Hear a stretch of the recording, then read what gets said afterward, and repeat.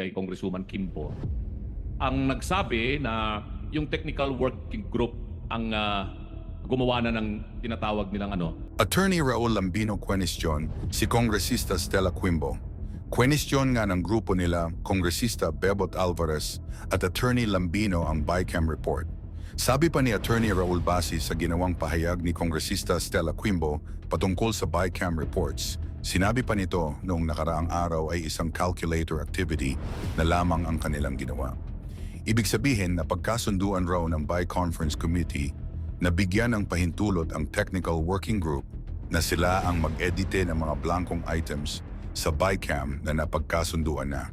Sinabi ni Attorney Raul na hindi ito po pwede dahil sa kadahilanang ipinagbabawal ito dahil ang may kakayahan lamang na maglagay sa mga blankong appropriations iyang mga mambabatas lamang. Ang isang tanong ni Attorney Raul ay kung meron bang record of proceeding o journal ang Kamara na magpapatunay na legal ang kanilang ginawa. Dapat meron talaga silang maipakita man lang upang maging katibayan, hindi isang salita lamang galing sa isang kongresista.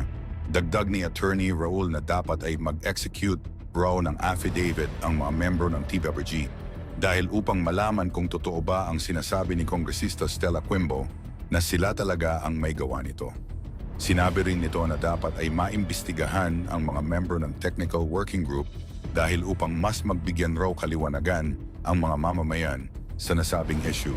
Ngayon ay gumawa na raw ng hakbang ang kanilang grupo upang questionin sa Korte Suprema ang ginawang hakbang ng mga kongresista at Senado.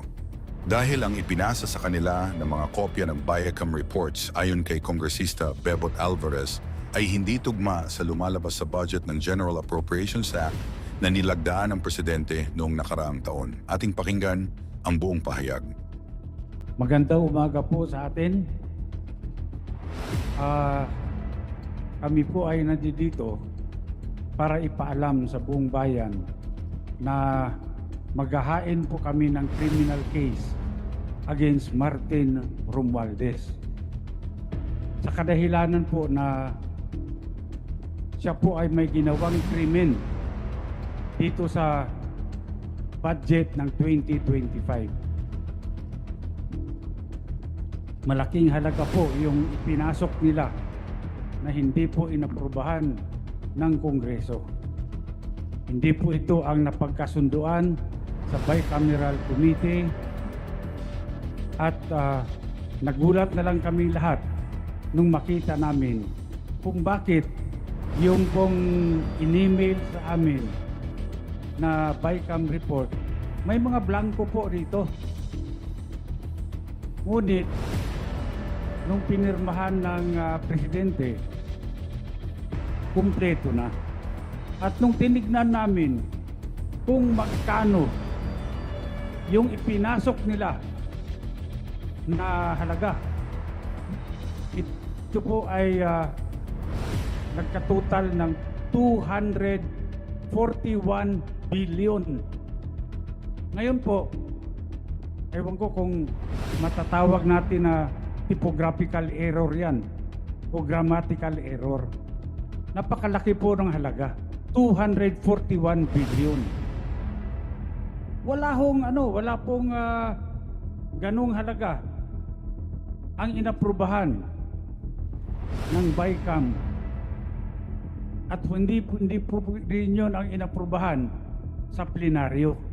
Bakit po nagkaroon ng ganung halaga doon sa General Appropriations Act, GAA? Kanya po, ako bilang isang nakaupong congressman, ay kinakailangan ding ipakita ko sa taong bayan na kung merong mali, siguro kailangan din natin panagutin kung sino yung may gawa ng krimen. At dito, dahil po ilang araw na kaming nag-request ng kopya ng enrolled bill, hanggang ngayon po tinatago nila sa amin yan. Hindi po nire-release ang enrolled bill ng House of Representatives.